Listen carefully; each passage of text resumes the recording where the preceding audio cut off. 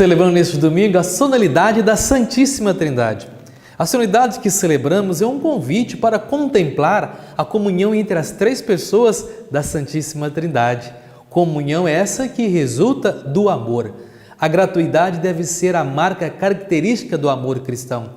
Esse ideal trinitário leva os discípulos a superar todas as formas de inimizade, contendas, rivalidades, competições, críticas destrutivas e tantas outras atitudes que não contribuem para a unidade entre os irmãos e irmãs. Viver desunido é uma das muitas negações da fé. Em direção contrária, a fé trinitária busca a comunhão verdadeira e profunda a exemplo do próprio Deus. Caros irmãos e irmãs em Cristo, terminado o tempo pascal com a solenidade de Pentecostes, celebramos a liturgia da Santíssima Trindade.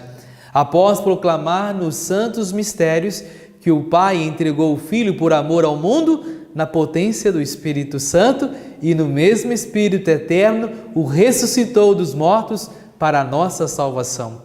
A solenidade de agora é um modo que a Igreja encontra para louvar, engrandecer e adorar na proclamação exultante o amor sem fim da Trindade Santa.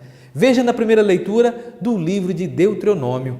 O autor sagrado começa por convidar Israel a contemplar a história desde o dia em que Deus criou o homem sobre a terra, e resultado dessa contemplação é a constatação do contínuo empenho de Deus no sentido de oferecer ao seu povo a vida e a salvação. Toda a história da relação entre Deus e Israel é uma extraordinária história de relação na qual se manifesta o amor de um Deus empenhado em estabelecer comunhão e familiaridade com o seu povo.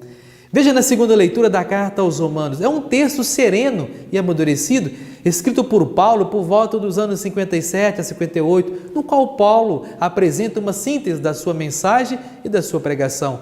Confirma a mensagem da primeira leitura. O Deus em que acreditamos não é um Deus distante, inacessível, que se demitiu do seu papel de Criador e que assiste com indiferença a impassibilidade e os dramas das pessoas, mas é um Deus que acompanha com paixão a caminhada da humanidade e que não desiste de oferecer às pessoas a vida plena e definitiva.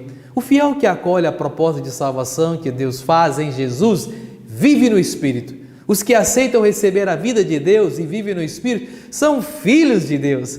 Deus é para eles um Pai que continuamente os cria e lhes dá vida. A partir de então, os fiéis integram a família de Deus. Veja no Evangelho, narra o envio dos 11 apóstolos para a missão de evangelizar em nome do Pai, do Filho e do Espírito Santo. Em primeiro lugar, a missão consiste em fazer que todas as pessoas se tornem discípulas de Cristo, possibilitando-lhes entrar em comunhão com Ele. Em segundo lugar, acolhê-las no seio da comunidade, batizando-as em nome da Trindade. Os 11 encontram Jesus na montanha, isto é, no mesmo lugar onde iniciaram seu discipulado durante a atividade pública de Jesus. É nesse lugar que Cristo confia aos discípulos a missão de ir a todos os povos, batizar, ensiná-los a observar tudo quanto Ele lhes ordenou. Todos aqueles que recebem o batismo entram numa relação específica com cada uma das pessoas da Trindade. A presença de cada uma delas na vida do batizado realiza ações diversificadas. Deus Pai se exprime como Criador, que sustenta a obra da criação e tem um plano de salvação. O Filho assume a condição humana para dar visibilidade ao amor do Pai, entregando-se na cruz.